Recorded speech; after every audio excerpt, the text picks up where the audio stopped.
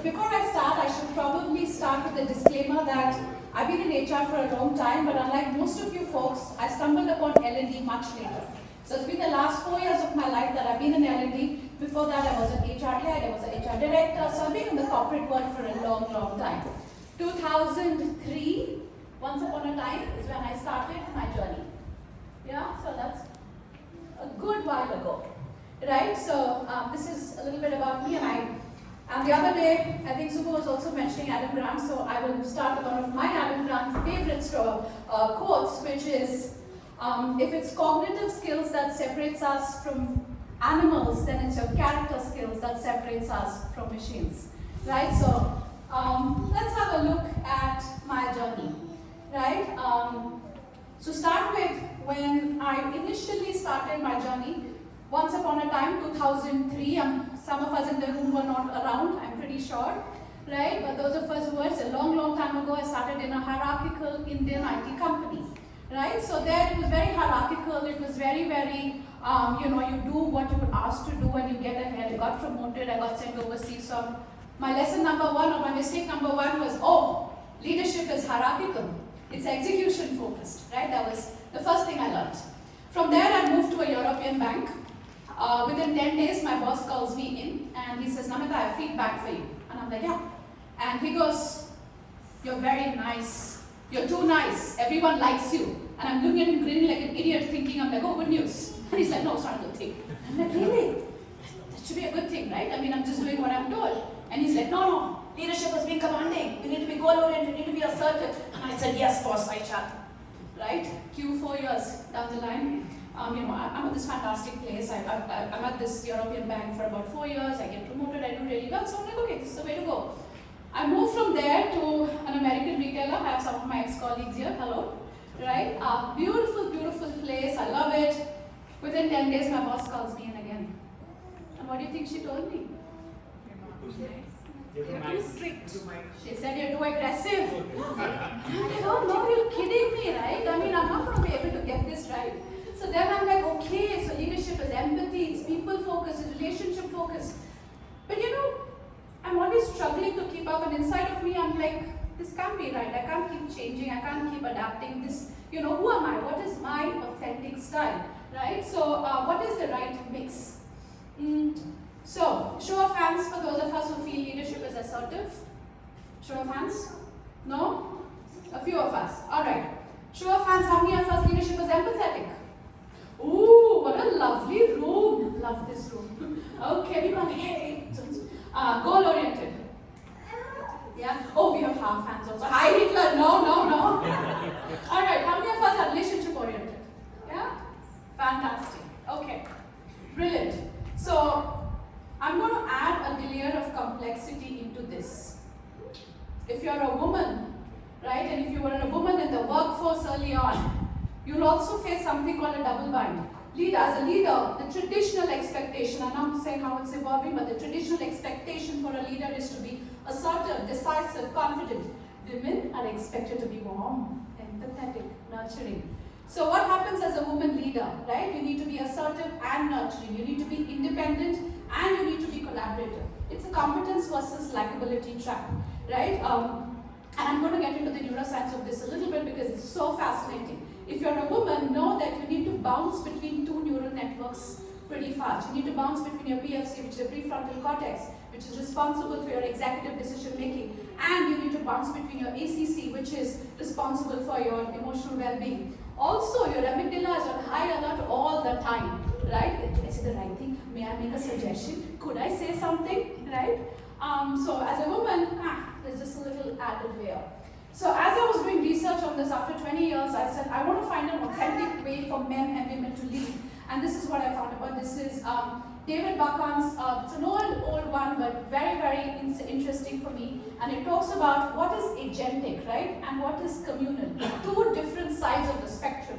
At the agentic side, you're decisive, you're independent, you're assertive, you're goal-oriented, you're strategic, right? So when it comes to communal, you're empathetic, you're collaborative, you're inclusive, you're focused on relationship building, you're looking at operative excellence. Now, research suggests that most men tend to be more agentic, most women tend to be more communal. Again, not all men, not all women. If you look at someone like me, I'm extremely goal-oriented.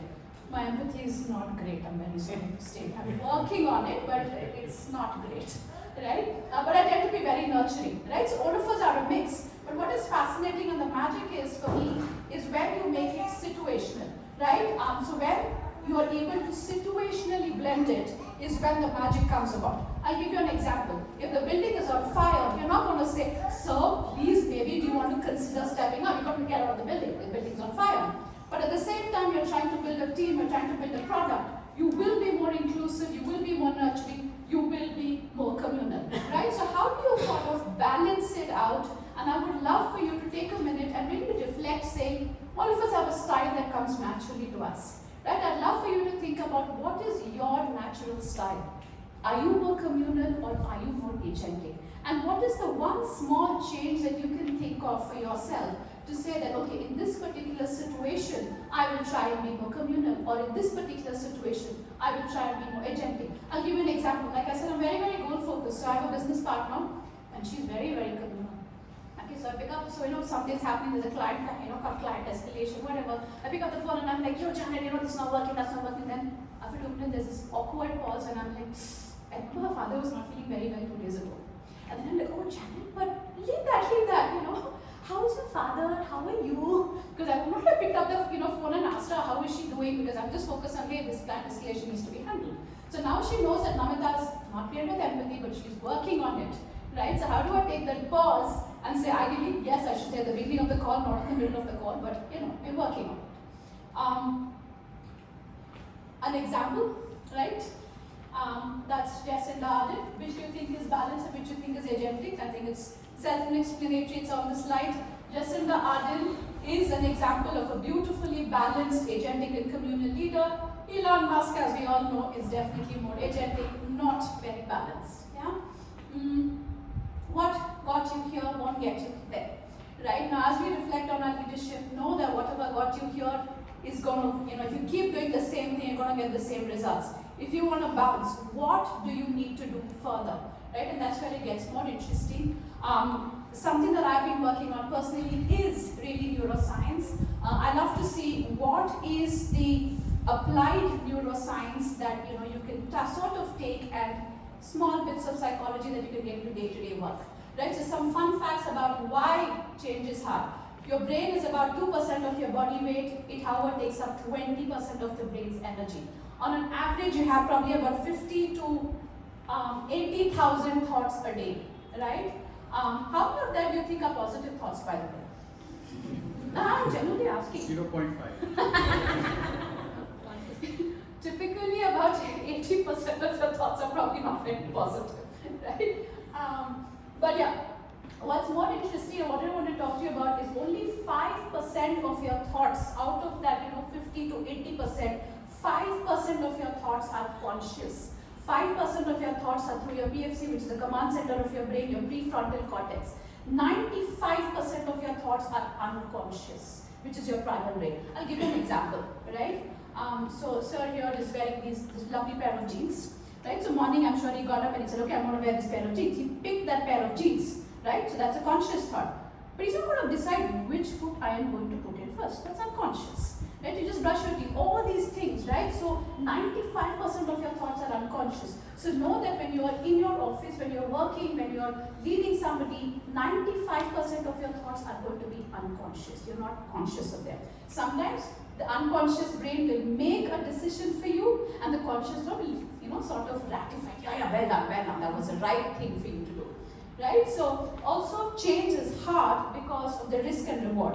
Your brain is trained by years of evolution to look at risks 2x times more than reward.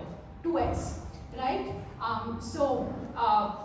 If you have a reward and there's a chance, opportunity for change, know that your brain is more and more trying to say that it's okay, it's all right, don't do it.